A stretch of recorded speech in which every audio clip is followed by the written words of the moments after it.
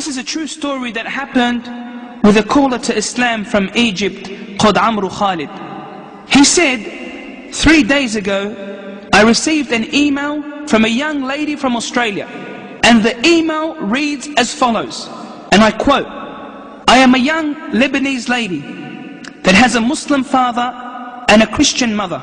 For the first 10 years of my life, I lived in Lebanon. Then we migrated to Australia, which brought an end to my relationship, to my connection with the Middle East. I am currently 22 years of age. And after migrating to Australia, my association with my religion also ended completely. The only thing I know is that I am a Muslimah. That's it. I don't know what the Quran looks like. I don't know how to pray. And the religion plays no significance in my life. My mother and father separated, each one remarrying another person. I entered university. My mother and father left Australia, leaving me behind alone with no family, no brothers and sisters. I know nothing about my ancestry in Lebanon. I lived alone and I had to work to spend on myself. I attended university in the morning and worked at a bar in the evening. I have a boyfriend and have not left out any haram except having done it without any shame. I am fully westernized. I know a little bit of Arabic. And because I am extremely beautiful, I joined the beauty competition in New Zealand and won in this competition. I am planning to join a bigger competition in New Zealand, and I am currently modeling for magazines.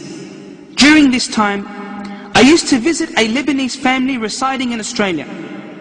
And I saw a Ramadan episode on television talking about modesty.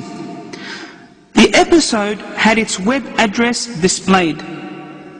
I went through a nervous breakdown. It was as though this episode was addressing me directly. I am sending you this email to ask, is it possible for Allah to accept me? In other words, forgive me? And this is where Sarah's email ends. Subhanallah, no matter how long a person's iman is, the soul of a person longs for its creator, just as the stomach hungers for food, so too does the soul long for Allah. This caller to Islam wrote back advising her about the conditions of repentance, and that Allah will of course forgive her if she repents. 2 days later, she contacts Amru Khalid and she says, I have repented to Allah, and I have left my boyfriend and promised never to see him again. After another 2 days, she contacts him and she says, I want to learn how to pray. Then another 2 days pass and she says, I would like some Quranic audio tapes. So he sends her some tapes via DHL courier. A week goes by and he doesn't hear from her until she contacts him and informs him that she has retracted her beauty title of that particular city.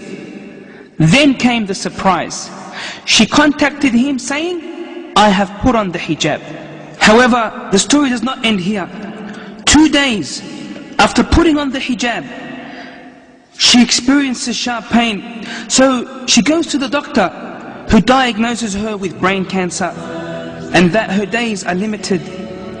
She enters the hospital to be operated on. The success rate of this operation, as informed by the doctors in Australia, is 20%. This is what the doctor said.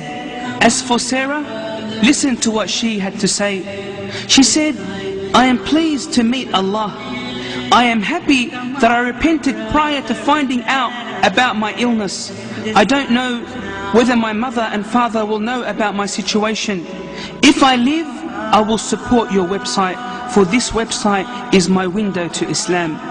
Inna lillahi wa inna ilayhi raji'un. To Allah we belong, and to Him is our return. May Allah have mercy on Sarah, who died at the age of 22.